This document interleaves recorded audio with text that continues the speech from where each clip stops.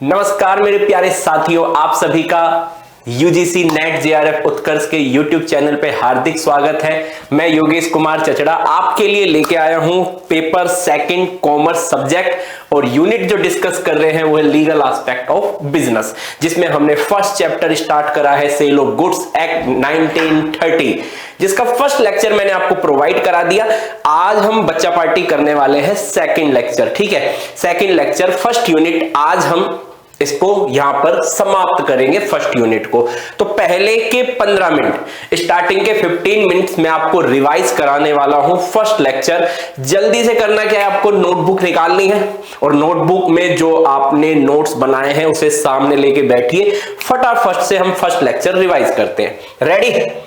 हाँ जी। तो sale of goods act 1930, ठीक है। हाँ जी, ये हमारे सिलेबस का पार्ट है। चलिए तो स्टार्ट करते हैं हम अपना chapter sale of goods act. तो सेल ऑफ गुड्स एक्ट में जब हमने स्टार्ट करा था तो मैंने आपको 4 पॉइंट बताए थे। बच्चा कितने पॉइंट बताए थे? 4 पॉइंट स्क्रीन पे आपको नजर आ रहे होंगे। 4 पॉइंट। फर्स्ट पॉइंट क्या था मेरा? फर्स्ट पॉइंट था हमारा कि भाई ये जो एक्ट है ये कब लागू हुआ? तो 1 जुलाई 1930 को। तो रिवाइज करते जाना। हाँ जी, नोट्स निकाल के बैठ जाना।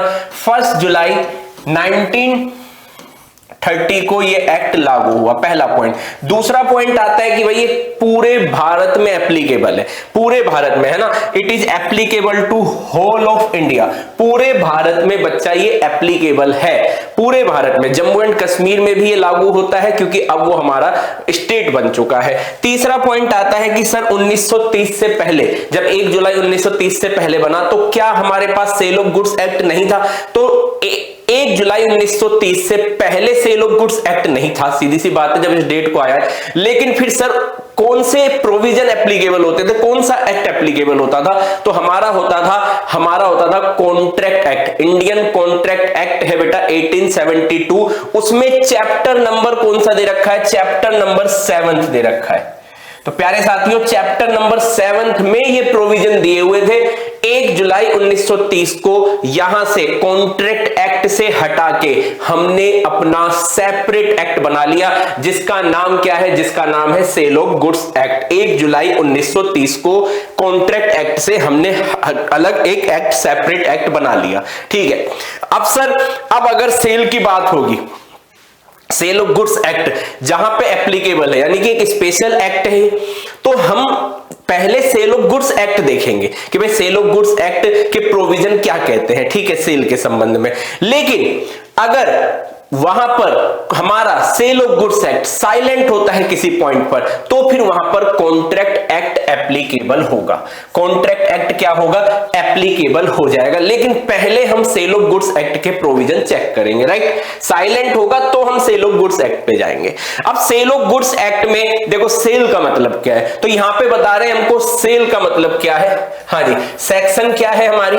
सेक्शन है हमारी, सेक्शन है 4 और सब सेक्शन है 1। तो सेल का मतलब क्या है? तो सेल ऑफ गुड्स एक्ट में प्यारे बच्चों सेल का मतलब 2 तरह की सेल इसमें इंक्लूड करिए। एक तो सेल जो एग्जीक्यूट, जो हो चुकी है। आप मेरी दुकान पे आए, हाँ जी, आपने कहा कि सर ये पेन चाहिए मुझे, मैंने कहा ठीक है 10 रुपए का पेन है। मैं कौन हूं? सेलर हूं। आप कौन है? बायर है। आपने 10 रुपए दिए, मैंने आपको पेन दिया, टाटा बाय बाय। ये कौन सी सेल है? ये सेल हो चुकी है, एग्जीक्यूटेड सेल है ये, ठीक है। तो ये वाली सेल इसमें एप्लीकेबल है। एक होता है एग्रीमेंट टू सेल। क्या होता है? एग्रीमेंट टू सेल होता है। एग्रीमेंट यानी कि हम सेल अभी हुई नहीं है, हम एग्रीमेंट कर रहे हैं कि हाँ भाई ठीक है, हम आपसे वादा कर रहे हैं, मैं सेलर हूं बेटा, मेरे खेत में जितने भी ऑरेंज उगेंगे वो सारे मैं आपको बेचने का एग्रीमेंट कर रहा हूं, वादा कर रहा हूं। आप खरीदने के लिए एग्री है, मैं बेचने के लिए एग्री हूं, आप खरीदने के लिए एग्री। क्या मेरे पास संतरे हैं? नहीं सर, संतरे तो अभी उगेंगे ना। हाँ, इसका मतलब अभी मेरे पास गुड्स नहीं है, अभी सेल नहीं हुई है, लेकिन एग्रीमेंट हो गया है। इसको कहते हैं एग्रीमेंट टू सेल, यानी कि अब ये फ्यूचर में कंप्लीट होगी। ये कहलाते हैं एग्जीक्यूटरी कॉन्ट्रैक्ट। क्या कहलाते हैं? एग्जीक्यूटरी कॉन्ट्रैक्ट कहलाते हैं। ये दोनों ही हमने इंक्लूड करे थे, ठीक है। फटाफट से नोट्स निकाल के जल्दी जल्दी रिवाइज करना है। फिर आता है ये डेफिनेशन है जो मैंने आपको करा दी है। चलिए, इसके बाद आता है बायर कौन है। हाँ जी, बायर की जो सेक्शन है वो सेक्शन है सेक्शन 2 क्लोज 1। हाँ जी, सेक्शन क्या है? सेक्शन है 2 और क्लोज क्या है, क्लोज है 1। सेक्शन 2 क्लोज 1 बायर की डेफिनेशन आती है। बायर कौन है भाई, आप मेरी दुकान पे आते हो, ये पेन कहते हो मुझे पेन खरीदना है, आप कौन हो, आप बायर हो। आप पेन बाय कर रहे हो, आप बायर हो। या फिर आप आते हो और कहते हो कि भाई आपके खेत में जो संतरे उगेंगे ना, वो सारे संतरे हमको चाहिए, ठीक है, तो आप सेल कर रहे हो, बाय कर रहे हो सॉरी, या फिर आप एग्री कर रहे हो, दोनों केस में आप बायर हो। सेम ऐसे ही सेक्शन क्या है इसकी, सेक्शन नोट करते जाना, सेक्शन है 2 और क्लोज है हमारा 13। Section 2 close 13। सेलर कौन है, मैं सेल कर रहा हूं बेटा आपको ये पेन, मैं सेलर हूं। या फिर मैं आपसे कह रहा हूं कि भाई जो भी मेरे संतरे उगेंगे अगले 3 माह में, जो भी खेती होगी संतरों की, वो मैं आपको बेच दूंगा, तो मैं एग्री कर रहा हूं बेचने के लिए। दोनों केस में मैं क्या हूं, सेलर हूं। दोनों सेलर को यहां पे कवर किया गया है, ठीक है। सेक्शन भी नोट करते जाना, कई बार सेक्शन पूछ लेता है मैच वाले क्वेश्चन में, राइट। अगला पॉइंट आता है goods, very very important, very very important बेटा। हाँ, इस चैप्टर में अभी जो हमने कल की क्लास ली थी यूनिट 1 में, सबसे इंपॉर्टेंट पॉइंट है जहां पे क्वेश्चन बनता है। तो सेल ऑफ गुड्स एक्ट में सेल का मतलब क्लियर करा। अब गुड्स क्या है, गुड्स में कह रहे every kind of movable property. क्या बोला मैंने, every kind of movable property, चाहे दिखाई देती हो इन आंखों से, चाहे ना दिखाई देती हो, है ना, यानी कि चाहे वो टेंजिबल हो, every kind of movable property को गुड्स कहा है। चाहे वो टेंजिबल हो, चाहे वो इंटेंजिबल हो, चाहे टेंजिबल हो। ये पैनल बेटा जिस पे मैं पढ़ा रहा हूं ये क्या है, टेंजिबल है, लेकिन जिस सॉफ्टवेयर का हम यूज करके आपको पढ़ा रहे हैं वो क्या है, इंटेंजिबल है। तो दोनों तरह की प्रॉपर्टी, चाहे टेंजिबल हो, इंटेंजिबल हो, ठीक है, मूवेबल होनी चाहिए, मूवेबल होनी चाहिए। मूव हो जाए बेटा एक स्थान से दूसरे स्थान पे, वो गुड्स में आती है। क्या नहीं आता है, अदर देन, क्या नहीं आता है, एक्शनेबल क्लेम को शामिल नहीं करा है। एक्शनेबल क्लेम जिसपे क्लेम पे अभी एक्शन लेना है, ठीक है, मनी को शामिल नहीं करा है। इंडियन करेंसी है, फॉरेन करेंसी है, ये इसमें शामिल नहीं है। लेकिन रेयर कॉइन जो है, जो कीमती सिक्के होते हैं बेटा पुराने जो चलते नहीं है, उनको गुड्स में, मूवेबल गुड्स में इंक्लूड किया है, राइट। इसके बाद और क्या इंक्लूड करा है, इंक्लूड करा है हमने स्टॉक और शेयर। तो स्टॉक और शेयर में जब आप डील करते हो तो वहां पे कौन सा एक्ट एप्लीकेबल होगा, sale of goods act applicable होगा, उसके प्रोविजन लगेंगे, राइट। इसके अलावा और क्या इंक्लूड करा है हमने, और इंक्लूड करा है ग्रोइंग क्रॉप, जो फसल आपने उगाई है, जो घास उगी है, एंड थिंग्स अटैच टू और forming part of the land, जो बेटा जमीन से जुड़ी हुई है। इसके अलावा जो भी है, क्रॉप है, ग्रास है, कोई अदर थिंग्स है जो जमीन से क्या है, जुड़ी हुई है, अटैच हुई पड़ी है। अब जमीन से अटैच है तो फिर सर ये तो मूवेबल नहीं हुई, लेकिन हम एग्री कर रहे हैं, क्या किससे हम एग्री कर रहे हैं, which are agree to the saver before sale और under the contract of sale, यानी कि सेल होने से पहले या फिर कॉन्ट्रैक्ट में जो भी है हमारा एग्रीमेंट टू सेल है, उसमें उससे पहले हम उसको क्या करेंगे, धरती से अलग कर देंगे, अलग कर देंगे। पॉसिबल है फसल को अलग करना, सर फसल की तो कटाई होगी। संतरों को अलग करना पॉसिबल है, सर संतरे भी है। यानी कि जितने भी ये जो बता रहे हैं, थिंग्स है, क्रॉप है, घास है, ट्री है, ये सब पेड़ से जुड़े हुए, जमीन से जुड़े हुए हैं। लेकिन सेल करने से पहले, आपको सेल करने से पहले, ठीक है, हम आपको इन्हें क्या करेंगे, एग्री कर रहे हैं हम कि हम इनको अलग करके आपको जमीन से देंगे। तो अगर ये जमीन से इजीली अलग हो सकते हैं तो इसका मतलब ये भाई साहब मूवेबल में आते हैं। किसमें आते हैं, मूवेबल में। तो हमारा जो हमारा सेल ऑफ गुड्स एक्ट है 1930, उसमें ये गुड्स में कंसीडर है, ठीक है। इसके अलावा और कौन कौन सी चीजें हैं, एक्शनेबल क्लेम तो हो ही गया, ठीक है, मनी भी मैंने आपको बता दिया। सेक्शन याद कर लेना, सेक्शन क्या है, 2, सेक्शन 2 क्लोज 7, राइट।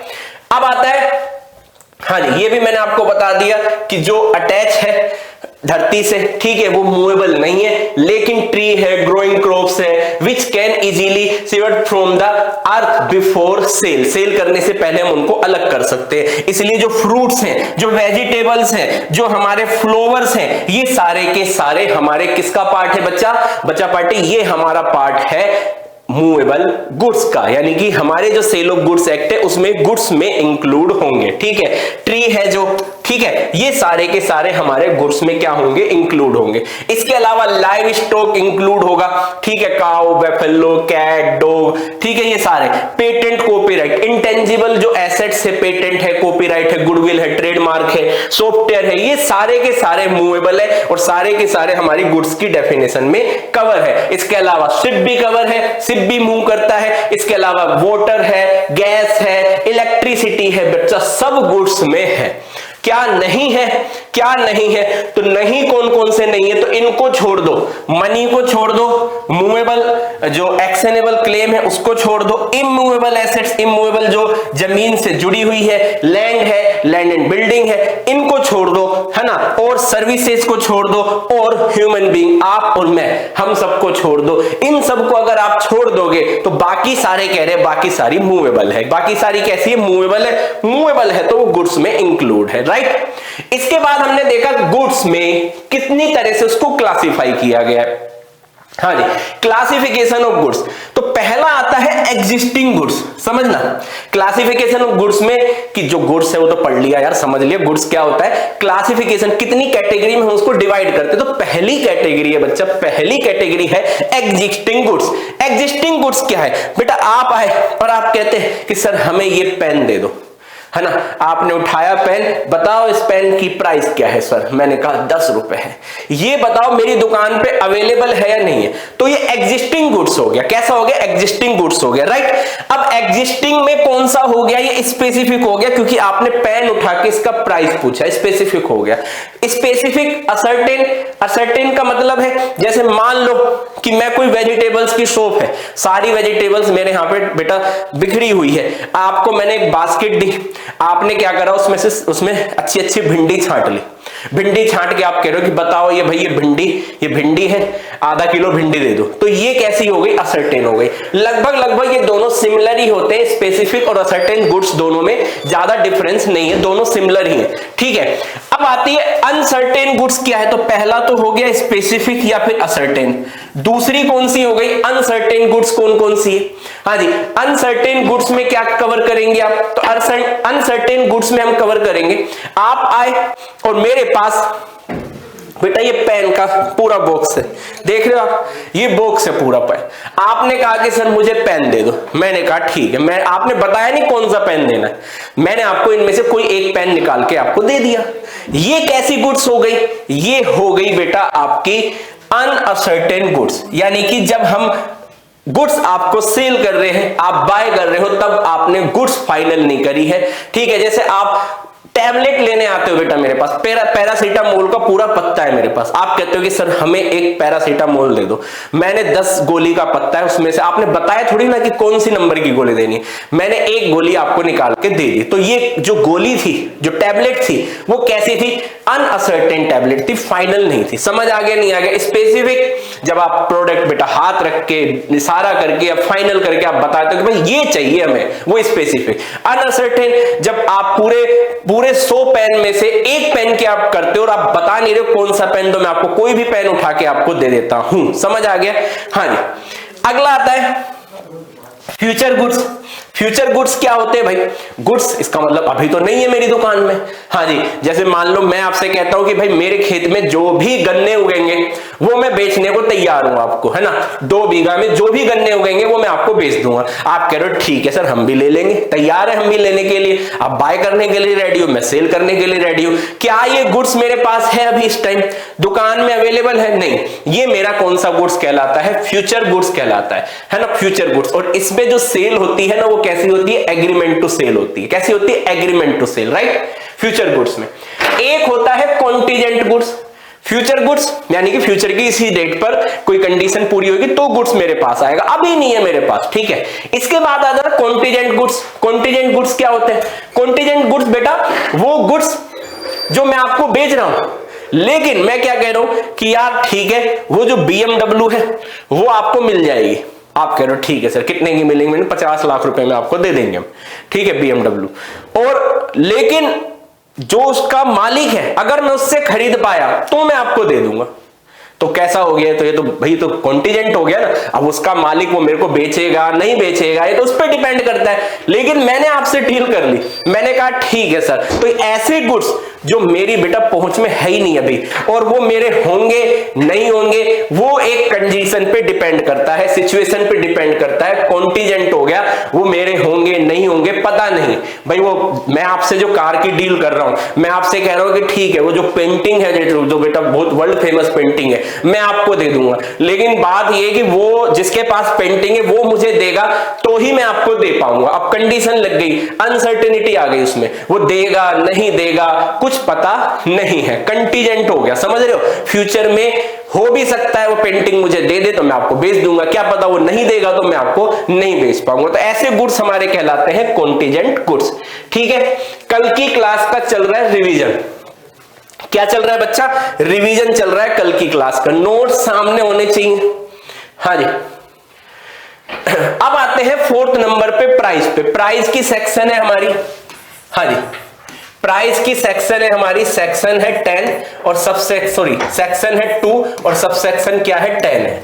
ठीक है, सेक्शन 2 क्लोज 10 बोलेंगे इसको, सेक्शन 2 क्लोज 10। ठीक है, डेफिनेशन की जो सेक्शन 2 है इसमें जो हम लगाएंगे तो उसको क्या बोलेंगे हम? क्लोज। तो सेक्शन 2 क्लोज 10 ये क्या कहते हैं कि भाई ये प्राइस कह रही है कि जो भी आप गुड्स सेल और बाय कर रहे हो उसका एक प्राइस होना चाहिए, कीमत होना चाहिए, मतलब कंसीडरेशन होना चाहिए। यानी कि जो कॉन्ट्रैक्ट ऑफ सेल कर रहे हो आप उसमें भाई कंसीडरेशन कंपलसरी है। कंसीडरेशन मॉनेटरी टर्म्स में होना चाहिए। किस में होना चाहिए? मॉनेटरी टर्म्स में। ठीक है, तो price means monetary consideration for sale of goods. ठीक है, हाँ जी, तो मॉनेटरी टर्म्स में इसका मतलब प्राइस नहीं है। अगर मान लो प्राइस नहीं है, ठीक है, बिना प्राइस के आप कोई सेल कर रहे हो तो वो सेल है ही नहीं, वो कह रहे सेल से बाहर है। सेल ऑफ गुड्स ने साफ मना कर दिया कि भाई गुड्स होना चाहिए, सेल होगी वो जब उसमें कंसीडरेशन होगा, प्राइस आना चाहिए, है ना, मॉनेटरी टर्म्स होना चाहिए उसका, नहीं तो फिर हम सेल से बाहर कर देंगे उसको। ठीक है, फिर इसके बाद आता है, हाँ जी, अगर मान लो आप एक्सचेंज कर रहे हो, यानी कि गुड्स के बदले गुड्स, मेरे पास मोबाइल है आपके पास मोबाइल है, मैं अपने फोन से बोर हो गया आप अपने फोन से बोर हो गए, हमने कहा क्यों ना हम चेंज कर लेते, आपने मेरा ले लिया मैंने आपका फोन ले लिया। अब इसके क्या कहते हैं? एक्सचेंज कहते हैं, इसको हम कहते हैं बार्टर, है ना। हाँ, ये जो मैंने आपके साथ एक्सचेंज करा इसको हम कहते हैं बार्टर, यानी कि गुड्स के बदले गुड्स। मेरे पास चावल है आपके पास दाल है, आपने दाल मुझे दे दी मैंने आपको चावल दे दिया, हमने क्या कर लिया? गुड्स के बदले गुड्स का चेंज कर लिया, इसको क्या कहते हैं? बार्टर कहते हैं। तो कह रहे ऐसे में इसको हम सेल ऑफ गुड्स एक्ट में कवर नहीं करेंगे। एक्सचेंज की मना नहीं है, बार्टर की मना नहीं है करने की, कह रहे सेल ऑफ गुड्स एक्ट यहां पर एप्लीकेबल नहीं होगा, तो ये पॉइंट क्रॉस हो जाएगा। Exchange of goods will not be consider as sale. ठीक है, फिर इसके अलावा क्या हुआ कि भाई आपको भूख लग रही थी, मैंने आपको बेटा चावल दे दिया दान में चावल दे दिए बेटा, हाँ जी बच्चा पार्टी, चावल मैंने दान में दे दी, तो चावल दान में दे दी, बदले में मुझे कुछ मिला, मुझे दुआएं मिली बेटा, है ना, दुआएं मिली, तो दुआओं को यहां पे कंसीडरेशन में कैलकुलेट नहीं किया जा रहा है। कह रही दुआएं आपके बाद में काम आएगी, अभी आपके पास धन नहीं आया, मनी नहीं आई, प्राइज नहीं आया, तो इसका मतलब जो आपने गिफ्ट दिया है वो गिफ्ट भी हमारी प्राइज उसमें नहीं है, तो फिर वो भी सेल से बाहर है। फिर आता है exchange of goods for goods, फिर तो वही बात हो गई, लेकिन आगे पढ़ो, along with price will be consider as sale, यानी कि गुड्स के बदले गुड्स मिल रहा है, गुड्स के बदले गुड्स मिल रहा है। आप कहते हो ना नया बेटा गर्मी आ रही है, पुराना एसी लाओ नया एसी ले जाओ, नया एसी कितने का था? नया एसी बेटा 50,000 रुपए का था, पुराना एसी आप ले गए, उन्होंने कहा कि इसकी वैल्यू 10,000 रुपए, बताओ 40,000 रुपए आपको कैसे देने पड़ेंगे? सर ये 40,000 रुपए मुझे कैश देने पड़ेंगे, तो बस तो फिर ये जो है इसको सेल में डाला है, इसको सेल में डाला है। ठीक है, हाँ जी, कंसीडर एज सेल, ये एक्सचेंज है, गुड्स के बदले गुड्स, और अगर कुछ आप दे रहे हो जो बच रहा है बैलेंस, तो उसको कहां पे डालते हैं? सेल में डालते हैं। तो समझ आ गया प्राइस होना बहुत जरूरी है। इसके बाद आते हैं प्रॉपर्टी पे। प्रॉपर्टी कह रहे भाई सेल ऑफ गुड्स एक्ट पढ़ रहे हो, तो क्लियर कर लो कि प्रॉपर्टी कौन सी होनी चाहिए। तो प्रॉपर्टी जनरल प्रॉपर्टी होनी चाहिए, मतलब आपका उस पे ओनरशिप होनी चाहिए, स्वामित्व होना चाहिए। ठीक है, जैसे मान लो कि मैंने बेटा अपनी मां के जेवर लाला के पास रख दिए, तो मैंने जो जेवर रखे है ना वो हमारे थे, हमारे जेवर थे, तो उस पे स्वामित्व मेरा था, तो वो मेरी जनरल प्रॉपर्टी है। मैंने किसके पास रख दिए? लाला के पास रख दिए बेटा, बड़िए के पास रख लिए और उससे पैसा मैंने उधार ले लिया, तो बड़िए का जो इंटरेस्ट है, उसमें इंटरेस्ट है ना, ये ब्याज नहीं है, ये हित की बात है, उसमें मेरा क्या है, मेरी ओनरशिप है। और मैंने किसके पास रख दिए? एक व्यक्ति के पास रख दिए जहां से मैंने लोन ले लिया।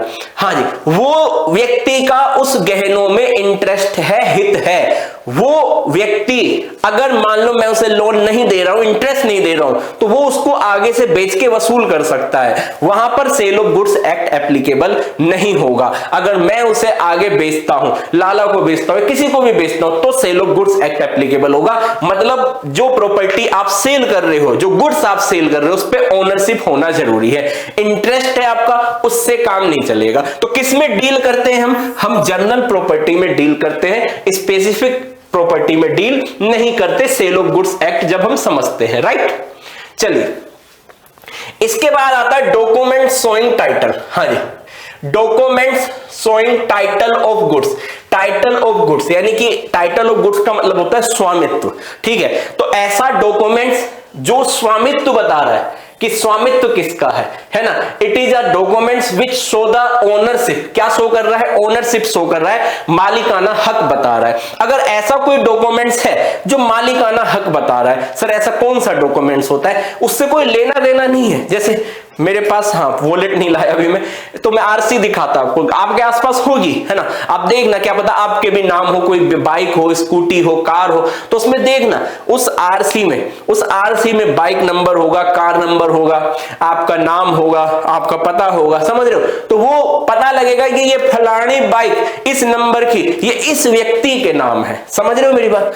तो वो जो डॉक्यूमेंट्स है वो बता रहा है कि ये मालिक है, उससे होगा। मैं अगर वो आरसी किसी को दे दूं मैं, तो क्या वो मालिक बन जाएगा दूसरा? जब भी नहीं बनेगा, मालिक मैं ही बनूंगा, मालिक मैं ही हूं। यानी कि आरसी क्या बता रही है कि मालिक कौन है, बस ये बता रही है आरसी। ठीक है, दूसरा आता है इसमें example share certificate. Reliance company के बेटा आपने शेयर ले रखे हैं है ना, वो शेयर ले रखे हैं आपको, तो शेयर सर्टिफिकेट आपको कंपनी ने दिया होगा, उस शेयर सर्टिफिकेट में आपका नाम होगा। वो सर्टिफिकेट आप किसी को दे दोगे तो क्या स्वामी वो बन जाएगा? नहीं, जब नाम आपका है तो स्वामी भी आप हो। तो ऐसा डॉक्यूमेंट जो स्वामित्व के बारे में बता रहा है, वो डॉक्यूमेंट्स क्या कहलाता है? हमारा document showing title of goods. ठीक है, अगला आता है documents of title to goods. ये क्या है? हाँ जी, ये बताता है ऐसा डॉक्यूमेंट्स जो पजेशन बताता है कि गुड्स पे किसका पजेशन है, किसके कब्जे में है गुड्स, किसके कब्जे में है। कंट्रोल बताता है किसके नियंत्रण में है। ये डॉक्यूमेंट्स क्या बताता है? ये डॉक्यूमेंट जिसके पास होता है, हम कहते हैं कि ये गुड्स उसके कब्जे में है, उसके कंट्रोल में है। जैसे इसमें कई सारे आपको एग्जांपल दिया हुआ है, बिल ऑफ लोडिंग दिया हुआ है ना, डॉक वारंट दिया हुआ है, वेयर हाउस कीपर सर्टिफिकेट दिया हुआ है ना, और वन फिंगर सर्टिफिकेट दिया हुआ है, रेलवे रिसिप्ट दी हुई है। ये सारे डॉक्यूमेंट्स हैं जो हमें क्या बताते हैं? जो हमें पजेशन बताते हैं। जिसके पास ये डॉक्यूमेंट्स है उसका, उस गुड्स का पजेशन है उसके पास कंट्रोल है। अगर वो डॉक्यूमेंट्स किसी दूसरे पर्सन को मिल जाएगा तो फिर पजेशन ट्रांसफर हो जाएगा, वो पजेशन उस व्यक्ति के पास चला जाएगा। समझ आया नहीं है? लेकिन आरसी के केस में ऐसा नहीं था। मेरी आरसी कोई और व्यक्ति को मैं दे दूंगा तो मालिक वो नहीं बन जाएगा, मालिक मैं ही रहूंगा, क्योंकि डॉक्यूमेंट्स में नाम मेरा ही है, उसमें मालिकाना हक मुझे शो हो रहा है। तो क्लियर है ये दोनों एग्जांपल? हाँ जी, उदाहरण के साथ समझा दिए। चलिए, हाँ जी, चल अब आता है मर्केंटाइल एजेंट। इतना ज्यादा इंपॉर्टेंट है नहीं। मर्केंटाइल एजेंट कह रहे हैं means agent having the customary course of business as such agent, जिसको क्या है? Authority either to sell goods, भाई वो माल बेच सकता है ना, consign goods for the purpose to sell, consign कर सकता है ना, और बाय कर सकता है गुड्स को, मनी रेज कर सकता है on the security of the goods. तो ये सारे राइट हमने दिए हुए, सेक्शन याद कर लेना, सेक्शन है 2 क्लोज 9, राइट। अब बढ़ते हैं आगे, इसमें आता है डिलीवरी। डिलीवरी देखो महत्वपूर्ण है, सुपुर्दगी कहते हैं, सुपुर्दगी, है ना। सुपुर्दगी क्या है, तो सेक्शन देख लो पहले, तो इसकी सेक्शन है, सेक्शन 2 है, और क्लोज क्या है 2, सेक्शन 2 क्लोज 2, है ना। सुपुर्दगी क्या है, तो सुपुर्दगी में बहुत ज्यादा जरूरी जो फैक्टर है वो अंडरलाइन कर रहा हूं मैं, वॉलंटरी, कि आपने एक तो स्वेच्छा से, है ना, और एक पोजीशन, यानी कि अपनी स्वेच्छा से जब आप अपना कब्जा, पोजीशन दूसरे को ट्रांसफर कर दे तो स्वेच्छा से, तो वो क्या कहलाती है, डिलीवरी। दोनों चीजें बहुत जरूरी है, स्वेच्छा से, अपनी मर्जी से, और दूसरा पोजीशन, यानी कि जो आपका कब्जा है, जो कंट्रोल है, वो जब आप दूसरे पर्सन को दे देते हो तो उसे हम क्या कहते हैं कि भाई डिलीवरी हो गई। क्या हो गई, डिलीवरी हो गई, सुपुर्दगी हो गई बच्चा, ठीक है सर, ठीक है, समझ आ गया। अब इसमें एक एग्जांपल दिया है कि जैसे मान लो कि कोई घर से आपके चोरी कर लेता है, हाँ जी, है ना, तो उसे सुपुर्दगी नहीं कहा जाएगा। क्यों नहीं कहा जाएगा, तो सर पोजीशन तो उसके पास आ गया, माल चोरी कर लिया, माल उसके कब्जे में, लेकिन वो वॉलंटरी नहीं है, स्वेच्छा से नहीं है, तो चोरी करना, माल की चोरी करना डिलीवरी नहीं कहलाता है ना। ये अच्छे से समझ लेना, स्वेच्छा होनी चाहिए। अब इसमें कितने तरह की डिलीवरी आती है, एक आती है actual delivery. Actual delivery Hindi में क्या कहते हैं, इसे हम हिंदी में कहते हैं वास्तविक सुपुर्दगी। वास्तविक सुपुर्दगी, भाई आप आए मेरी दुकान पे, आपने कहा कि सर हमें ना ये बोतल चाहिए, ये पानी की बोतल चाहिए। मैंने कहा अरे वाह, कैसी गुड्स चाहिए, एग्जिस्टिंग गुड्स है। आपने ये बोतल मांगी तो ये क्या हो गई, स्पेसिफिक हो गई, एग्जिस्टिंग में भी स्पेसिफिक हो गई। मैंने कहा ठीक है भाई ये लो बोतल, मैंने बोतल आपको पकड़ाई, आपने बोतल ली, है ना, मैंने आपको क्या दे दी, डिलीवरी दे दी। ये डिलीवरी कैसी है, एक्चुअल डिलीवरी है। इसमें क्या देखने को मिला आपको, इसमें आपको देखने को मिला कि ये फिजिकल डिलीवरी है, यानी कि भौतिक रूप से सामान मैंने आपको दे दिया है, अपनी स्वेच्छा से दिया है और पोजीशन आपके पास चला गया, ये भौतिक है। सिंबॉलिक डिलीवरी क्या होती है, सिंबॉलिक डिलीवरी, सिंबॉलिक डिलीवरी क्या है कि ऐसा एक सिंबल, मतलब एक चिन्ह, एक पहचान, जिससे पता लग जाए डिलीवरी। भौतिक संभव नहीं हो पाता ना, तो वहां पे सिंबॉलिक डिलीवरी काम करती है। बहुत अच्छा एग्जांपल है कार का। कार कभी फिजिकल डिलीवर कहीं नहीं जा सकती। ये थोड़ा मेरी दुकान में कार उठा के मैं आपके हाथ में पकड़ा दूंगा, बेटा टॉय थोड़ी ना है ना। तो कार की फिजिकल डिलीवरी पॉसिबल नहीं है। तो कार कैसे दी जाएगी, कार खड़ी है भाई साहब पार्किंग में, डील हो गई, ये चाबी पकड़ो। तो जो मैं चाबी आपको दे रहा हूं, ये कैसी डिलीवरी है, सिंबॉलिक डिलीवरी। सिंबॉलिक डिलीवरी को हिंदी में कहते हैं प्रतीकात्मक सुपुर्दगी। क्या कहते हैं बच्चा, प्रतीकात्मक सुपुर्दगी, ठीक है। तो इसको किससे पहचानोगे, टोकन से, है ना। जो की है, जो प्रतीक है, वो हमने क्या कर दिया, ट्रांसफर कर दिया। क्लियर है, चलिए अब आता है नेक्स्ट आता है इसमें, हाँ जी, कंस्ट्रक्टिव डिलीवरी।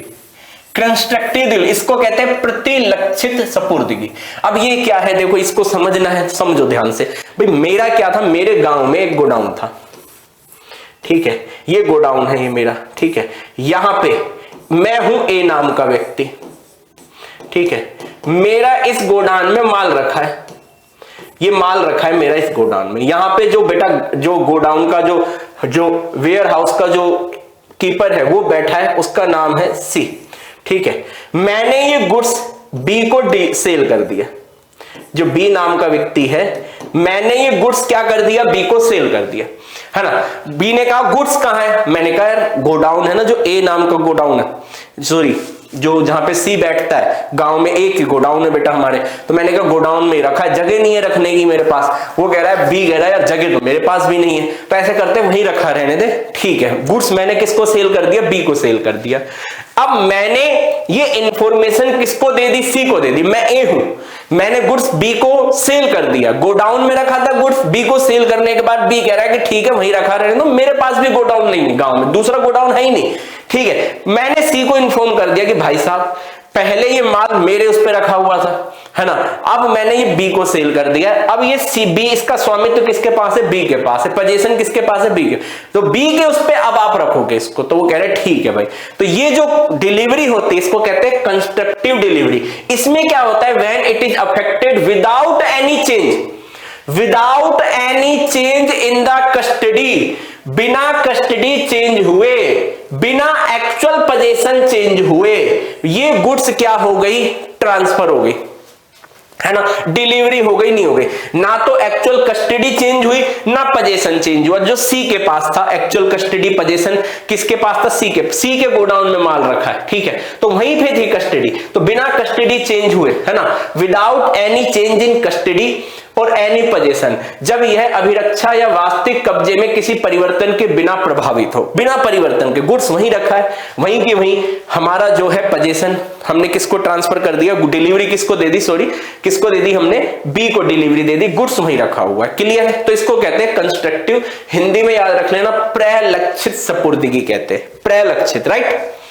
अगला आता है हमारा कि भाई जो हम वैलिड कॉन्ट्रैक्ट की बात करें, कॉन्ट्रैक्ट ऑफ सेल की बात करें और वो वैलिड है, तो उसमें कुछ एलिमेंट्स हैं जो होने चाहिए, जो ये एलिमेंट्स होने चाहिए तभी हम कहेंगे कि वो एक वैलिड कॉन्ट्रैक्ट है ना। कौन कौन से एलिमेंट्स है, तो ये एलिमेंट्स कौन कौन से, तो following are the essential elements of the valid contract of sale. पहला है all the requirements of valid contract must be fulfil. तो वैलिड कॉन्ट्रैक्ट जो है हमारा इंडियन कॉन्ट्रैक्ट एक्ट है, ठीक है, 1872 1872, उसमें डिटेल से हम समझेंगे, ठीक है। कंसीडरेशन होना चाहिए, पार्टीज होनी चाहिए, है ना, ये सारे के सारे कि वो किसी से इन्फ्लुएंस नहीं हो पार्टी, मतलब उनका स्वतंत्र निर्णय होना चाहिए, है ना, फ्री कंसेंट जिसको हम कहते हैं। तो कई सारे फैक्टर हैं जो हम आपके साथ डेप्थ में डिस्कस करेंगे। इंडियन कॉन्ट्रैक्ट एक्ट जब मैं आपके साथ डिस्कस करूंगा 1870 तब हम पढ़ेंगे। तो वो सारे एलिमेंट्स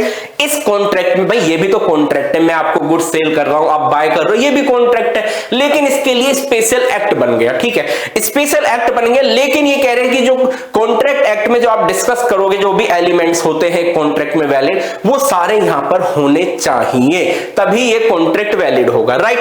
फिर कह रहे there must be two parties, है ना, to the contract of sale, कह रहे कम से कम दो पार्टी, मैं सेलर हूं आप बायर हैं, तो दो पार्टियों का होना यहां पर बहुत जरूरी है। दो पॉइंट हो गए।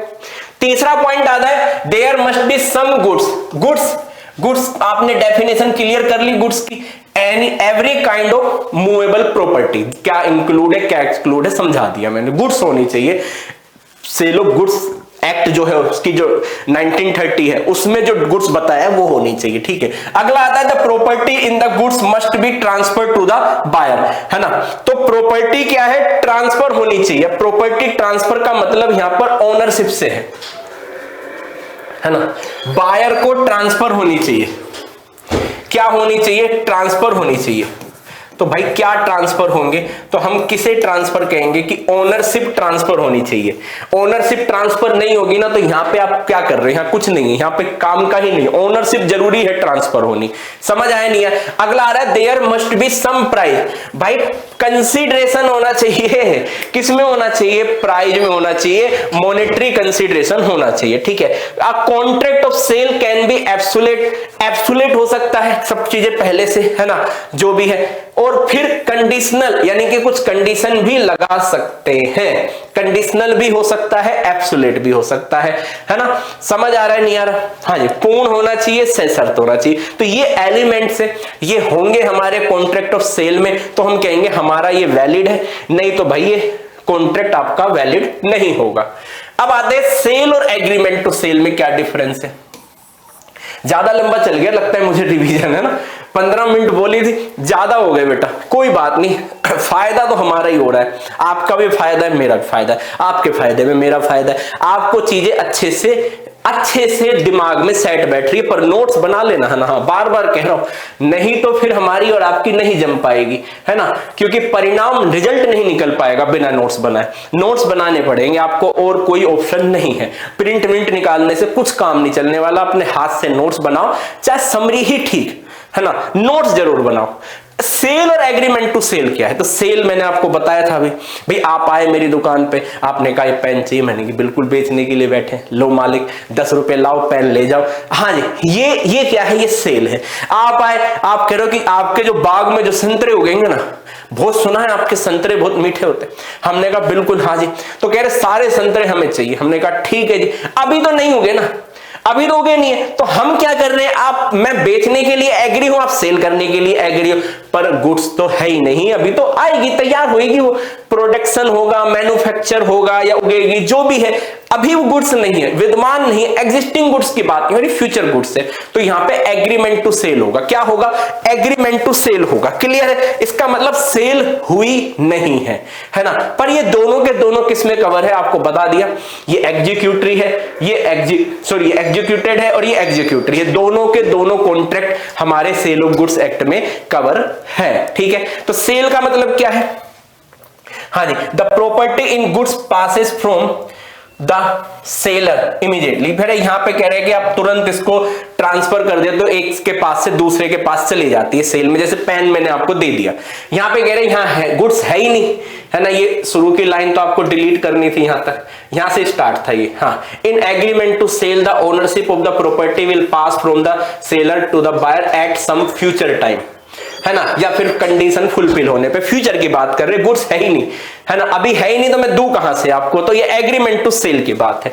अगला पॉइंट आता है हमारा इसमें, हाँ जी, नेचर ऑफ कॉन्ट्रैक्ट, ये मैंने आपको बता दिया, एग्जीक्यूटेड है, निष्पादित है, और ये निष्पादकीय है ना, एग्जीक्यूटरी है। ठीक है, हाँ, समझ आ गया नहीं आ गया। तीसरा आता है consequence of breach by buyer. लो भाई, बायर कॉन्ट्रैक्ट तोड़ रहा है, सेल कर दी हमने, सेल करने के बाद बायर कह रहा है कॉन्ट्रैक्ट तोड़ दिया भाई हमने, हम कह रहे हम नहीं खेल रहे, हमने कहा अच्छा आप नहीं खेल रहे कोई, अच्छा जी अभी बताते हैं हम आपको। गुड्स ले गए आप हमारे पास से, भाई आप हमारे पास से ये बोतल ले गए, ये बोतल मैंने आपको बेच दी, सेल हो गई भाई, अब आप कॉन्ट्रैक्ट तोड़ रहे, कॉन्ट्रैक्ट तोड़ रहे, इसका मतलब पैसे बाद में देने की बात हुई थी, है ना। हाँ, तो आपने कहा कि भाई हम पैसे नहीं देंगे, तो मुझे क्या राइट है, मेरे पास क्या राइट है। ठीक है, तो कह रहे in a sale if the buyer fail to pay for the goods the seller can be, तो सेलर क्या कर सकता है, तो सेलर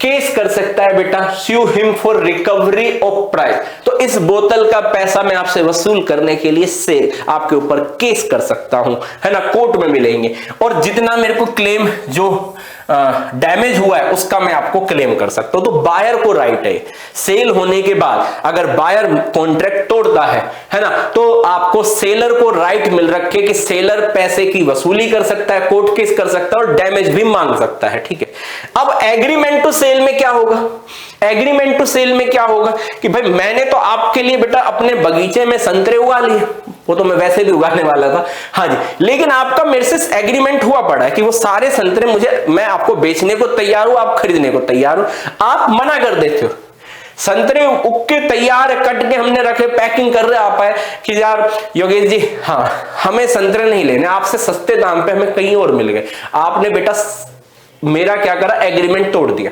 क्या मैंने आपको गुड्स सेल करा, नहीं सर, संतरे तो मेरी दुकान में ही रखे, पैक हो रहे मेरे सामने। क्या ओनरशिप ट्रांसफर हो गई, नहीं सर।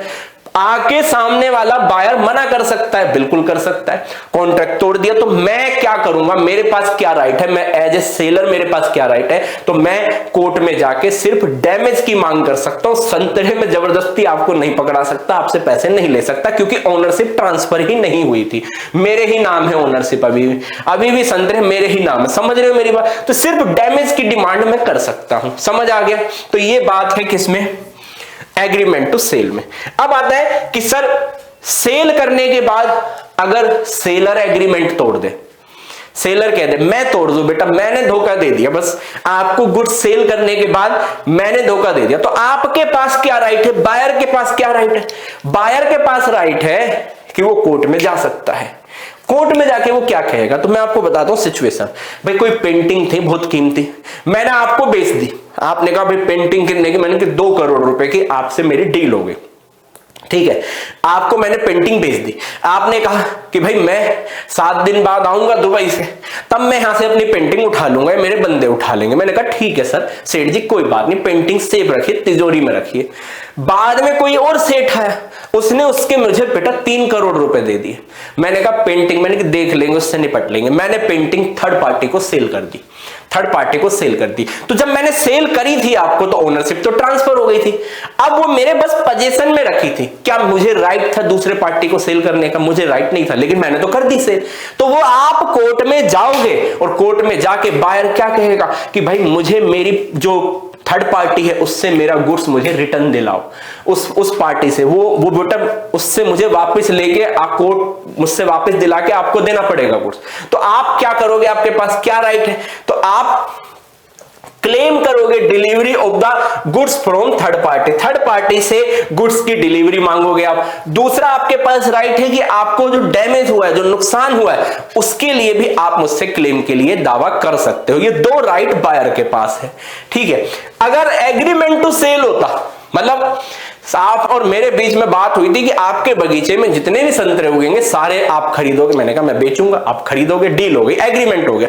सेल हो गई? नहीं, सेल नहीं हुई, है ना। ओनरशिप ट्रांसफर हो गई? नहीं हुई। अब क्या हुआ? संतरे हो गए बढ़िया क्वालिटी के, है ना। मैंने कहा मेरे मन में आ गया लालच, मुझे ज्यादा पैसे मिल रहे थे। मैंने आपसे कहा कि ओ भाई साहब सुनो, संतरे नहीं बेच रहा मैं आपको, मैं सेलर, मैंने एग्रीमेंट तोड़ दिया। एग्रीमेंट टू सेल था, मैंने ब्रेक कर दिया। अब आपके पास क्या राइट है? आप कोर्ट में जाओगे तो कोर्ट में जाके सिर्फ आप डैमेज मान सकते हो। आप कोर्ट में ये नहीं कह सकते कि ना जी ना, मुझे तो ये संतरे चाहिए और मुझे दिलवाओ। क्यों? कोर्ट भी नहीं दिलवाएगा, क्योंकि एक्ट ही मना कर रहा है, सीधी सी बात है। तो एक्ट कह रहा है आपका कि आपको क्या राइट है बायर, अगर सेलर एग्रीमेंट तोड़ देता है, एग्रीमेंट टू सेल है ना, जो है उसको कॉन्ट्रैक्ट को तोड़ देता है, तो फिर आपके पास राइट है, आप डैमेज की डिमांड कर सकते हो। किसकी डिमांड कर सकते हो? डैमेज की। तो ये दोनों पॉइंट हो गए। अगला आता है ट्रांसफर ऑफ रिस्क। भाई सेल हो गई, ये बोतल मैंने आपको दे दी, दुकान से बाहर गए, नाले में गिर गई, मैं क्या करूं भाई? मेरी कोई गलती नहीं है। रिस्क ट्रांसफर हो गई भाई। ओनरशिप ट्रांसफर होने का मतलब है रिस्क और रिवार्ड ट्रांसफर हो गए। इससे जो फायदा होगा वो आपका, नुकसान होगा वो आपका। आप जानो, आपका काम जाने। बाहर गए, दुकान से बाहर गिरते ही और आपके हाथ से बोतल छूटी और नाले में गपचप। अब भाई वो बोतल आप ढूंढ रहे हो, नहीं निकल रही, आप कह रहे हो दूसरी बोतल दो, मैं नहीं देने वाला हूं, पैसे दो, दूसरी बोतल के बोतल ले जाओ। मतलब रिस्क ट्रांसफर हो गई। सेल होते ही रिस्क ट्रांसफर, ओनरशिप ट्रांसफर होते ही रिस्क ट्रांसफर हो गई। दूसरा पॉइंट आता है आपका transfer of risk agreement to sell में। यहां पर रिस्क ट्रांसफर नहीं हुई, है ना। मैंने संतरे उगा ली, संतरे रखे संतरे, और अचानक से उसमें क्या हुआ बेटा? कोई बीमारी हो गई, क्या हो गया? कोई कीड़ा वीड़ा लग गया, और संतरे मैंने काट के रखे, वो सारे सड़ गए, है ना। अब रिस्क किसकी थी? रिस्क तो मेरी थी ना। ओनरशिप ट्रांसफर नहीं हुई, गुड्स मेरे पास रखा है, और अगर वो सड़ गया, ओनरशिप ट्रांसफर नहीं हुई। यहां पे सेल का मतलब ओनरशिप से है, ओनरशिप ट्रांसफर हो गई। मैं कह रहा हूं पोजीशन किसी के पास भी हो, पोजीशन से कोई मतलब नहीं है, ध्यान रख लेना। पोजीशन से कोई, ओनरशिप अगर ट्रांसफर हो गई तो जिसकी ओनरशिप रिस्क उसी का है। तो मेरे संतरे मेरे पास है, ओनरशिप ट्रांसफर ही नहीं हुई, मैंने अभी आपको डिलीवरी नहीं दी, सेल हुई नहीं है, वो बेटा सड़ गए, वो कुछ कीड़ा वीड़ा लग गया उनमें, वो रात को रखे, सुबह तक तो मामला खत्म। अब रिस्क किसकी थी? मेरी रिस्क थी, है ना। तो कौन झेलेगा? सेलर झेलेगा। तो सेल वाला अगर कॉन्ट्रैक्ट है, सेल हो चुकी है, तो बायर की रिस्क है। एग्रीमेंट टू सेल है तो फिर किसकी रिस्क है? सेलर की रिस्क है। क्लियर है? हाँ जी। पोजीशन में किसी के भी हो, साफ लिखा हुआ है इसमें। अगला कह रहे हैं सब्सिक्वेंट। हाँ जी, कौन सी रिस्क आ गई अगली हमारी? अगली रिस्क आ गई है सब्सिक्वेंट डिस्ट्रक्शन। हाँ जी, बाद में अगर कोई हानि होती है, लॉस ऑफ सब्सिक्यूट लॉस और destruction of the goods is the liabilities of buyer. Sale करने के बाद हमारा कोई मतलब नहीं है, जो भी नुकसान होगा वो बायर का है। लेकिन अगर एग्रीमेंट टू सेल है तो ऐसी कंडीशन में जो से नुकसान होगा, अगर सेल होती है तो उसकी लायबिलिटीज किसकी होती है? सेलर की होती है, क्योंकि ओनरशिप ट्रांसफर नहीं होती है। ठीक है, थोड़ा ज्यादा लंबा खिंच गया थोड़ा भाई, उसके लिए सॉरी। हाँ जी, अब बात करते हैं सेल और हायर परचेज की, है ना। सेल और हायर परचेज, किराया क्रय जिसको हम हिंदी में कहते हैं, इन दोनों के बीच में क्या डिफरेंस है? अंतर एक बार अगर आपके दिमाग में बैठ गया तो भाई ये चीजें तो बहुत इजीली क्लियर हो जाएगी। पहले कॉन्सेप्ट को समझ लो। सेल, बेटा आप आए, आपने कहा कि सर क्या चाहिए, हमने कहा मोबाइल चाहिए, मैंने कहा मोबाइल चाहिए, मैंने कहा ठीक है भाई साहब, आपको जो फोन पसंद आया, मोबाइल 50,000 रुपए का था, मैंने आपको फोन दिया, आपने मुझे पैसे दिए, मामला खत्म, मैंने डिलीवरी दे दी, जय राम जी, है ना, जय हिंद, आप अपने घर में अपने घर, सेल हो गई भाई साहब, सेल हो गई, ठीक है सर। दूसरा ग्राहक आया, कह रहा कि सर फ्रिज चाहिए मुझे, मैंने कहा फ्रिज चाहिए, हाँ जी, मैंने कहा फ्रिज चाहिए, मैंने कहा फ्रिज दे दो, मैंने किस्तों में चाहिए, मैंने किस्तों में फ्रिज चाहिए, ठीक है मिल जाएगा किस्तों में। तो हमारे बीच डील हुई कि जब तक आप लास्ट किस्त नहीं दोगे, जब तक मैं ओनरशिप ट्रांसफर नहीं करूंगा, है ना, मैं क्या ट्रांसफर नहीं करूंगा, ओनरशिप। तो मैंने उसकी किस्तें बना दी, जितने का फ्रिज था उस हिसाब से इंटरेस्ट लगा के मैंने किस्तें बना दी। मैंने कहा ये किस्तें हैं, 12 किस्तें आपकी, 12वीं किस्त जब आप पे कर दोगे तभी मैं आपको ओनरशिप ट्रांसफर करूंगा, उससे पहले ओनरशिप ट्रांसफर नहीं होगी। इस कॉन्सेप्ट को कहते हैं हायर परचेज, यानी कि आपने जो वस्तु खरीदी है वो किराए पे खरीद ली। कैसे खरीद ली? किराए पे। लास्ट इंस्टॉलमेंट पे कर दो, मालिक आप हो जाओगे। अगर नहीं पे करोगे तो भाई गुड्स मेरी है, मैं उठा के ले जाऊंगा। बाकी जो पेमेंट बच रहा है उसके लिए आप लायबल हो, उसके लिए आप लायबल नहीं। आपने फ्रिज लिया, 5 महीने आपने किस्तें दी, 6ठे महीने आपने किस्त नहीं दी, मैं आया आपने नहीं दी, मैं अपना फ्रिज उठा के ले गया, 5 किस्त वापस करूंगा नहीं करूंगा। बाकी जो बच रही है 7 किस्तें वो वसूल करूंगा नहीं करूंगा। मैंने कहा ठीक है, आपने चीज बरती है, मेरे पास जो आया है वो किराए के रूप में आ गया। अगर सर हम आपको 12 किस्त पूरी दे दे तो फिर मैं लास्ट किस्त आते टिंग टिंग टिंग ओनरशिप आपके नाम कर दूंगा। तो ये हायर परचेज हो गया। समझ आया नहीं है? तो पहली चीज क्या है कि जब कॉन्ट्रैक्ट होता है दोनों केस में गुड्स आपके पास चली जाती, पोजीशन आपके पास पहुंच जाता है दोनों ही केस में, ठीक है। अगला क्या कह रहा है?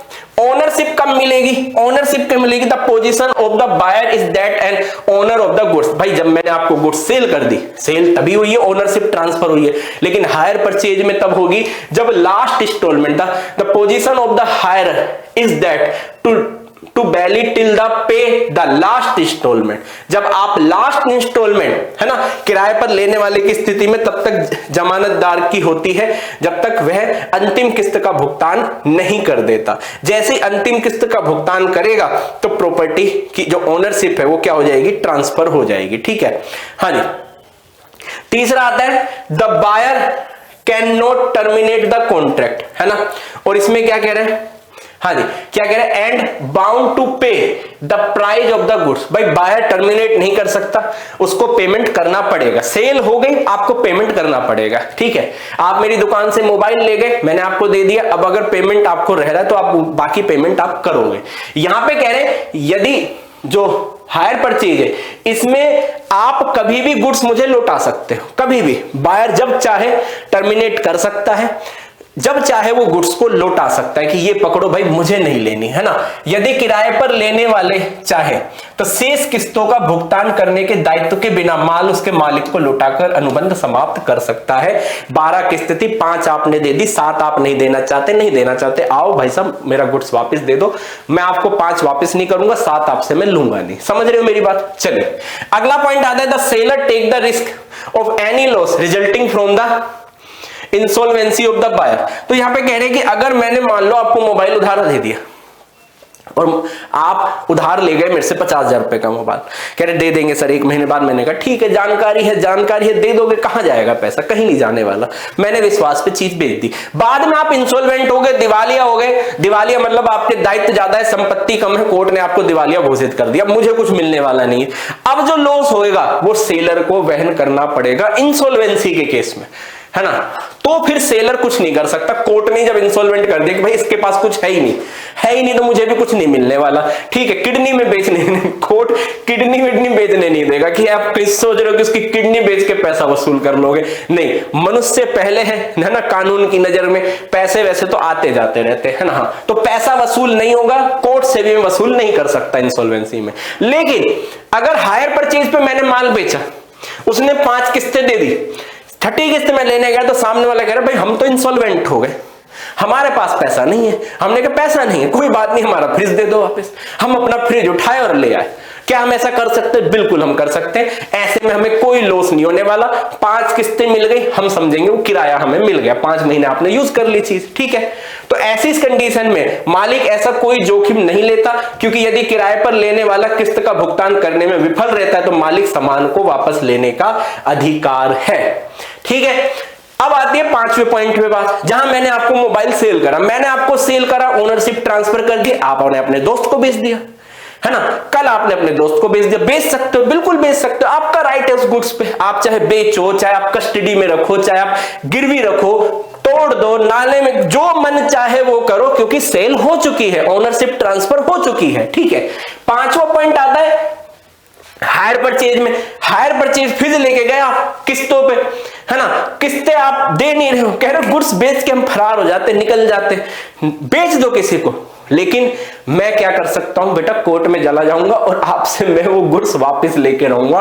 क्यों लेके रहूंगा? क्योंकि मेरे से आप जो फ्रिज लेके गए थे वो हायर परचेज बेसिस पे लेके गए थे, किराए पे लेके गए थे भाई साहब। लास्ट किस्त जब तक आप दोगे नहीं ना, मैं आपको मालिक नहीं बनाऊंगा। मालिक नहीं बने, जिस चीज के आप मालिक नहीं हो वो आप बेच दोगे, नहीं बेच सकते भाई, हाँ समझ रहे हो मेरी बात। तो हायर परचेज में आपको वो बेचने का आपके पास राइट नहीं है, क्योंकि आप मालिक ही नहीं हो।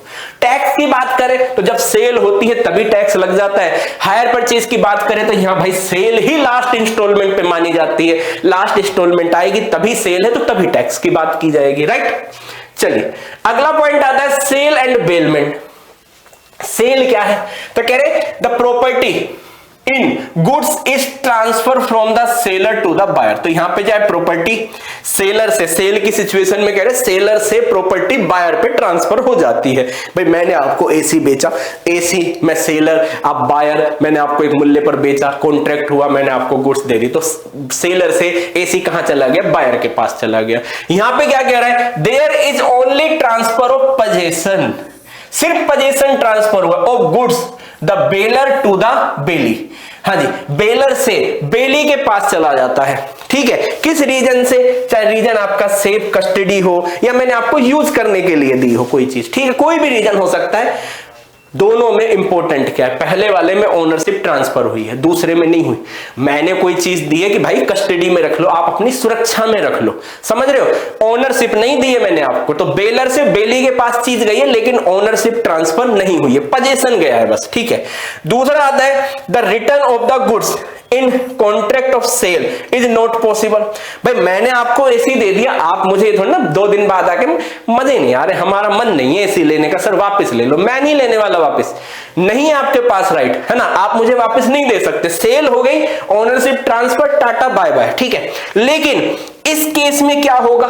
बेलमेंट में जब पर्पस पूरा हो जाएगा, है ना, तब बेलर अपनी बेली से चीज वापस लेने वाला है। द बेली मस्ट रिटर्न, जो बेली है जिसको मैंने गुड्स रखी थी जिसके पास कस्टडी में, वो बेली है, उससे must return the goods to the bailor on the accomplishment of जो भी पर्पज है, कंडीशन है, ठीक है, फॉर विच द बेलमेंट, जो भी पर्पज था पूरा होने के बाद बेलर को वो गुड्स क्या करनी होगी? रिटर्न करनी होगी, कंपलसरी है, ठीक है। The consideration is the price in terms of money. भाई साहब सेल है तो कंसीडरेशन होगा, मनी के टर्म्स में होगा। लेकिन बेलमेंट में कह रहे हैं कि दोनों तरह से हो सकते हैं, निःशुल्क हो सकता है, गैर निःशुल्क हो सकता है, दोनों है। ये कॉन्ट्रैक्ट में एक्सेप्शन में गिना जाता है बेलमेंट, ठीक है। विदाउट कंसीडरेशन भी पॉसिबल है। अगला आता है बार्टर और एक्सचेंज। बार्टर क्या होता है? बार्टर बेटा, मेरे पास चावल है, आपके पास दालें हैं, मैंने चावल आपको दिए, आपने दाल मुझे दी, हमने गुड्स एक्सचेंज कर ली, इसको कहते हैं barter. Barter sale of goods act में कवर नहीं है, ठीक है। एक्सचेंज क्या होता है? एक्सचेंज बेटा, मेरे पास 100 रुपए का नोट है, आपके पास 10-10 रुपए के 10 नोट है। मैंने कहा कि ये लो भाई 100 रुपए का नोट लो, आपने मुझे 10-10 रुपए के 10 नोट दे दिए। हमने क्या करा? मुद्राओं का एक्सचेंज कर लिया, मनी का एक्सचेंज कर लिया। या फिर मैंने अपने रुपए से, आपके पास डॉलर थे, मैंने आपको रुपीस दिए, आपने मुझे डॉलर दे दिए। समझ रहे नहीं यार? ये एक्सचेंज कहलाता है और ये भी हमारे सेल ऑफ गुड्स एक्ट में कवर नहीं है। मतलब समझना जरूरी है, इसलिए हमने डाल दिया। चलिए अगला, ये एग्जांपल था, ये भी हो गया हमारा। नेक्स्ट आता है हमारा sale and contract for work and labour. ये दोनों को समझना जरूरी है क्योंकि अगर हम इसको अलग नहीं कर पाए, सेल को और contract for work and labour को अलग नहीं कर पाए, contract for work and labour services है, सर्विसेज में ये एक्ट नहीं आता, सेल में आता है। मटेरियल गुड्स है ना, कोई मूवेबल एसेट्स होनी चाहिए, मूवेबल गुड्स होनी चाहिए। लेकिन अगर सोचो, समझना, आप टेलर के पास गए, आप टेलर के पास गए और हमने क्या करा, टेलर को कहा कि ये भाई ये हमारा शर्ट का कपड़ा लो 2 मीटर और नाप ले लो और बढ़िया सी शर्ट बना के दे दो।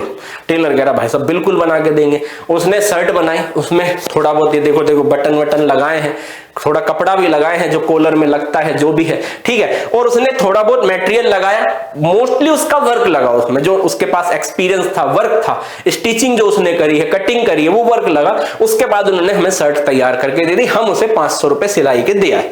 अब ये जो 500 रुपए दे के आए, क्या ये सेल है? तो ये सेल नहीं है। ये क्या है? ये contract for work and labour है। क्या है? Contract for work and labour है। सेल क्या थी? जब हम ये जो कपड़ा था ना, ये लेके आए थे ना किसी पार्टी से, है ना, वो कपड़ा जो हम लेके आए थे, वो जो उसने माल हमको दिया था, हमने खरीदा, उसने बेचा, वो एक सेल थी। वहां पर वो कपड़ा मूवेबल क्या था? गुड्स था, तो वो हमारी सेल थी। तो यहां पे दोनों में अर्थ समझना बहुत जरूरी है। ठीक है, क्लियर है? चलिए ठीक है, ये एग्जांपल पेंटिंग का दिया है, मैंने आपको शर्ट का दे दिया। पेंटिंग के केस में होता है कि हमको कोई पेंटिंग पसंद आती है, हम कहते हैं भाई ये पेंटिंग हमको बना के दे दो, सामने वाला पेंटिंग बना के देता है, तो उसको contract for work and labour कहते हैं। ठीक है, अगर हम उसको सारा मटेरियल दे दें। चलिए अब आता है formation and mode of contract of sale. हाँ जी,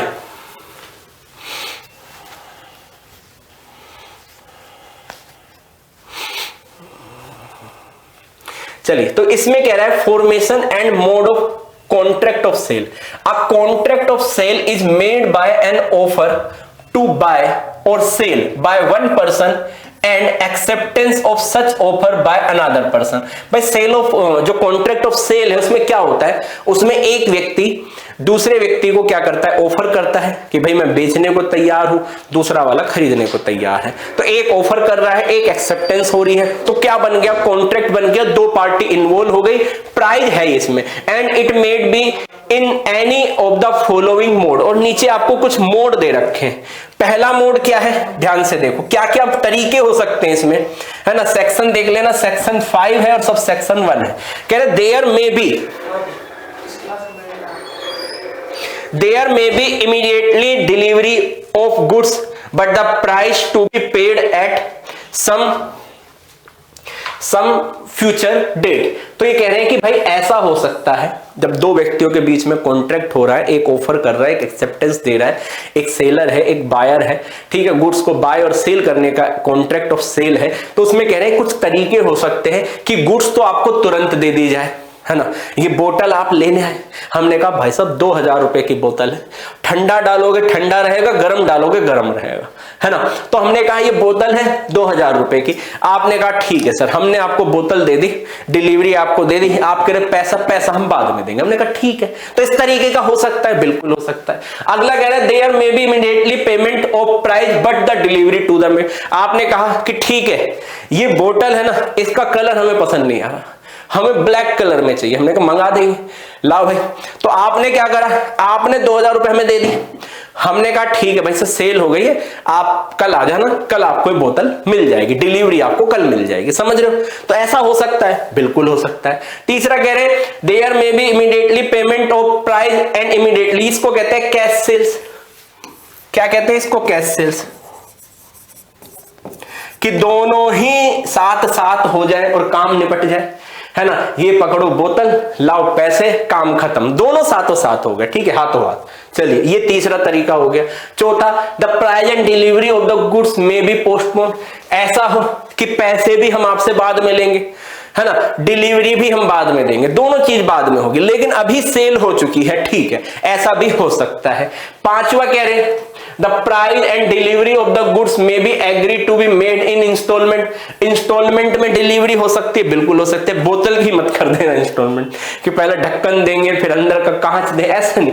कुछ गुड्स होते हैं जिसकी डिलीवरी हो सकती है, तो फिर हम जैसे मान लो संतरे में हम डील कर रहे हैं, तो हम कहें आपसे कि भाई हम आपको 100 किलो संतरे डेली दे देंगे आपको, तो इंस्टॉलमेंट पे हो सकती है डिलीवरी, पैसा भी हम इंस्टॉलमेंट पे ले सकते हैं। ये 5वीं भी हो सकती है, पर कुछ पॉइंट है जो आपको अच्छे से देख के समझ के जाने हैं। वो पॉइंट क्या है? वो पॉइंट है पहला, it may be noted that no particular form is necessary for the making of a contract of sale. Underline करो, no particular form is necessary. कह रहे जरूरी नहीं है कि जो एग्रीमेंट हो उसके लिए कोई फॉर्म नेसेसरी हो, बिना फॉर्म के आप ये एग्रीमेंट कर सकते हो, कोई दिक्कत नहीं है। सेल ऑफ गुड्स एक्ट ने आपको परमिशन दे दी है, आवश्यकता नहीं है।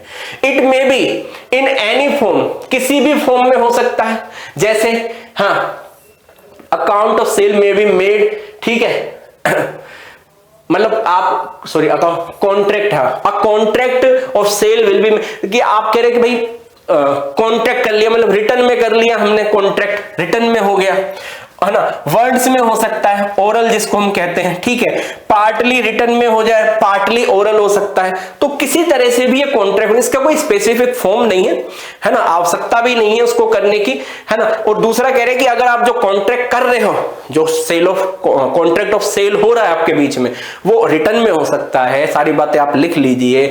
ओरली हो सकता है कि हम बैठ के टेबल पे चाय की थड़ी बैठ के डिस्कस कर लें, कुछ पार्ट रिटर्न में हो सकती है, कुछ ओरल में हो सकती है, कैसे भी हो सकता है।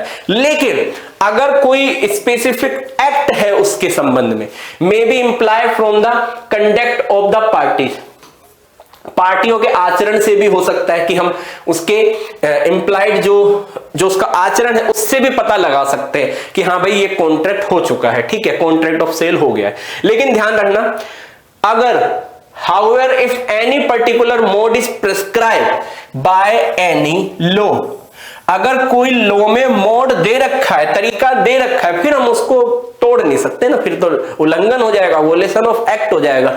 जैसे एक एग्जांपल के लिए, मान लो मुझे अपनी कार आपको सेल करनी है, अब कार आपको सेल करनी तो ये थोड़ा ओरली सेल हो जाएगी, मैं कार दे दूं आपको और आपको ठीक है सेल हो गई, अरे मेरे नाम है आरसी, है ना। तो उसके लिए प्रॉपर एक्ट है, प्रॉपर्टी एक्ट जो हमारा है उसमें है कि भाई आप उस कार को कैसे सेल कर सकते हो, एग्रीमेंट होएगा, सेल लेटर लिखा जाएगा, आरसी मेरे नाम से आपके नाम पे ट्रांसफर होएगी, है ना। तो वो एक मोड दे रखा है, अगर वो दे रखा है तो फिर हम उसको तोड़ नहीं सकते, सेल ऑफ गुड्स एक्ट उसके बाहर जाके काम नहीं कर सकता। तो यहाँ पे सारी बातें हैं, ABCD आपको ऑप्शन दे दिए कि भाई रिटर्न में कर सकते हो आप कॉन्ट्रैक्ट, ओरली कर सकते हो, पार्टली रिटर्न पार्टली ओरली कर सकते हो, पार्टियों के आचरण से भी पता लग सकता है, ठीक है, कंडक्ट ऑफ द पार्टीज, है ना।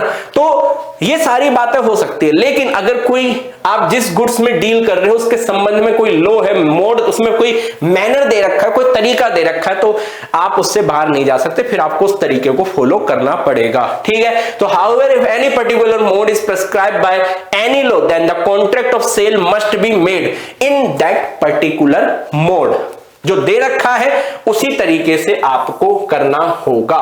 जैसे मैंने आपको कार सेल करने का एग्जांपल भी दे दिया, राइट। अगला आता है effect of destruction of goods, यानी कि गुड्स का नष्ट होना। गुड्स भाई साहब नष्ट हो रही है, अब माल नष्ट हो रहा है, तो माल 3 तरीके से नष्ट हो सकता है गुड्स, है ना। पहला है goods are destroyed before the contract of sale. लो जी, को सेल करने से पहले, जब आप कॉन्ट्रैक्ट ऑफ सेल कर रहे हो उससे पहले ही गुड्स नष्ट हो चुकी है। अगर ऐसी स्थिति है, ये केस फर्स्ट है आपका, ठीक है, कॉन्ट्रैक्ट करने से पहले ही गुड्स नष्ट हो सकती है, तो वो कैसा कॉन्ट्रैक्ट कहलाएगा? वो हमारा कॉन्ट्रैक्ट कहलाएगा वॉइड, एग्रीमेंट इज वॉइड, ठीक है। रिस्क किसकी होगी? ओनरशिप किसके नाम है? सेलर के नाम है, तो रिस्क किसकी होगी? सेलर की होगी, है ना। ये कॉन्ट्रैक्ट शुरू से ही क्या हो जाएगा? वॉइड हो जाएगा। चलिए अगला पॉइंट आता है हमारा, इसमें दूसरा केस आता है, goods are destroy after agreement to sale, यानी कि एग्रीमेंट टू सेल में आ गया, है ना, उसके बाद डिस्ट्रॉय, मतलब आप आए मेरी दुकान पे कि बगीचे में जितने भी संतरे हो गए हमें चाहिए, हमने कहा ठीक है भाई हम तैयार है बेचने को, है ना, एग्रीमेंट हो गया, एग्रीमेंट टू सेल हो गया, लेकिन आपको गुड्स देने से पहले ही, डिलीवरी देने से पहले ही गुड्स क्या हो गए, नष्ट हो गए बेटा, उनमें लग गई बीमारी पेड़ पौधों में और वो नष्ट हो गए, ठीक है।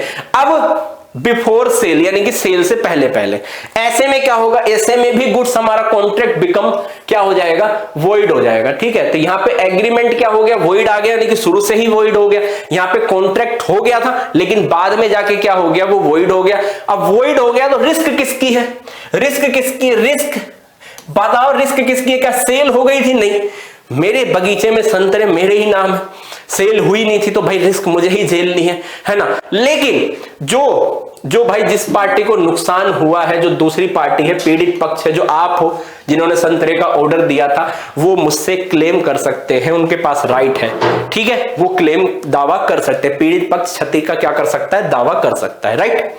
अगला पॉइंट आता है, ये सेकंड केस है।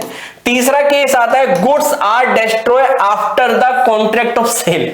हाँ जी, कॉन्ट्रैक्ट ऑफ सेल हो गया, मैंने भाई साहब संतरे आपको दे दिए पैक करके, ये संतरे पकड़ो, माल की डिलीवरी हो गई है, कॉन्ट्रैक्ट ऑफ सेल हो गया है, सेल हो चुकी है, उसके बाद गुड्स डिस्ट्रॉय हो रहा है, मतलब ओनरशिप ट्रांसफर हो चुकी है। अब मुझे बताओ अब क्या होगा, ऐसे में कुछ नहीं होने वाला है ना, कॉन्ट्रैक्ट इज ऑलरेडी एग्जीक्यूटेड, कोई वॉइड नहीं होगा यहां पे कॉन्ट्रैक्ट। अब रिस्क किसकी होगी, तो रिस्क किसकी होगी भाई साहब, ओनरशिप ट्रांसफर हो गई, आप रो मत, रिस्क आपकी है, आप ले गए माल, है ना, यदि तो रिस्क कह रहे हैं, रिस्क किसकी है, रिस्क है बायर की, क्योंकि ओनरशिप ट्रांसफर हो गई तो भाई जोखिम भी सीधी सी बात है आप ही वहन करोगे। तो यहां पे 3 पॉइंट बताएं आपको, तीनों पॉइंट एक बार रिवाइज कर लेते। एक, माल नष्ट हो रहा है कॉन्ट्रैक्ट ऑफ सेल होने से पहले ही, मतलब मैं जिस चीज पे कॉन्ट्रैक्ट कर रहा हूं, जिस गुड्स का, वो गुड्स डिस्ट्रॉय हो चुकी है, तो ऐसे में मेरा जो एग्रीमेंट होगा वो शुरू से ही कैसा होगा, वॉइड होगा, ठीक है। दूसरा आता है, गुड्स और रिस्क मेरी है, सेलर की है। फिर कह रहे goods are destroy after agreement to sale, agreement to sale हो गया लेकिन अभी सेल नहीं हुई है, ऐसी सिचुएशन में अगर गुड्स नष्ट हो जाता है तो मेरी है, सेलर की है, मेरी रिस्क है, लेकिन आप मुझे कॉन्ट्रैक्ट भी वॉइड होगा और पीड़ित पक्षकार जो है वो क्लेम का दावा कर सकता है। Goods are destroy after the contract of sale, contract of sale होने के बाद, सेल हो चुकी है, एग्जीक्यूटेड कॉन्ट्रैक्ट है, पूरा हो चुका है, आपके पास ओनरशिप जा चुकी है, अब डिस्ट्रॉय हो रही है तो ठीक है, वो रिस्क, वो वॉइड नहीं होगा कॉन्ट्रैक्ट, पहली बात तो वैलिड है, और दूसरा रिस्क किसकी होगी, बायर की होगी, राइट। तीनों केस समझ आ गए, हाँ सर। अगला आता है price and mode of the fixing the price. तो प्राइस कह रहे the price means the money consideration, क्या है, मनी कंसीडरेशन है, जो हम पहले भी क्लियर कर चुके हैं। May be fix in the following mode provided in section 9। तो जो मैं आपको बेटा गुड्स सेल कर रहा हूं, ये बोतल मैं आपको सेल कर रहा हूं, इसको आप बाय कर रहे हो, हम दोनों के बीच में कॉन्ट्रैक्ट ऑफ सेल हो रहा है, किसके लिए, प्राइस के लिए, प्राइस चाहिए भाई इस बोतल का, 2000 रुपए मूल्य है, ये जो 2000 रुपए है ना, सेक्शन 9 में बता रखे कि आप इसे कैसे फिक्स करोगे, ये 2000 रुपए मैंने कैसे डिसाइड करे, वो सेक्शन 9 में आपको बता रखा है। तो जो भी मोड है वो आपको दे रखे। पहला मोड क्या है, पहला है the fixation of price by the contract of sale. हाँ जी, contract of sale, the price may be expressly fix in the contract of sale. तो मैंने जब आपसे कॉन्ट्रैक्ट करा तो मैंने कह दिया कि सर ये बोतल अगर आपको चाहिए तो भाई साहब 2000 रुपए लेने, तो 2000 रुपए फिक्स हो गई, नहीं हो गई, हो गई, ठीक है, 2000 रुपए हम आपसे लेंगे, प्राइस फिक्स हो गई, पहला मोड, ठीक है, कीमत हमने तय कर ली, आपने हाँ भर दी। दूसरा तरीका आता है सेकंड, कह रहे कि fix the fixation of price in a manner provide in the contract of sale, है ना। तो मैंने तरीका दे दिया, कॉन्ट्रैक्ट जो हम कर रहे हैं ना उसमें तरीका दे दिया, जैसे मान लो तरीका दे दिया कॉस्ट प्लस 20%, कि जो भी इस बोतल की कॉस्ट होगी उसका हम 20% आपसे लेंगे, ये भी तरीका हो सकता है। द कॉन्ट्रैक्ट ऑफ सेल में भी प्रोवाइडेड फॉर सम मैनर, जो कुछ तरीका है वो मैंने आपको बता दिया, इस तरीके से हम चार्ज करेंगे। In which price is to be fix, in such case the price may be fix in a manner provided in the contract. समझ आया नहीं है दूसरा तरीका। तीसरा तरीका क्या है, the fixation of price bye course of dealing. Course of dealing, जैसे मान लो कि मैं आपको माल देता हूं, तो मैं कह रहा हूं कि हम आपको लगातार माल देते रहेंगे, लेकिन माल किस पे देंगे, जो भी मार्केट प्राइस होगी। तो उसमें डिस्कस नहीं करना, आप हर महीने मेरे से माल ले रहे हो, किस प्राइस पे पेमेंट करना है, जो मार्केट प्राइस है। या फिर मैं अगर आपसे कहूं, हाँ जी, मैं अगर आपसे कहूं कि मैंने आपको बेटा 100 केजी है ना, 100 केजी मैंने आपको गुड्स दे दिया, 100 केजी गुड्स दे दिया मैंने आपको, किस रेट पे दिया, मान लो ये रेट है मेरी 120 रुपए पर यूनिट रेट है, ठीक है, इस सॉरी पर केजी है ये रेट, इस पे रेट पे माल दे दिया मैंने।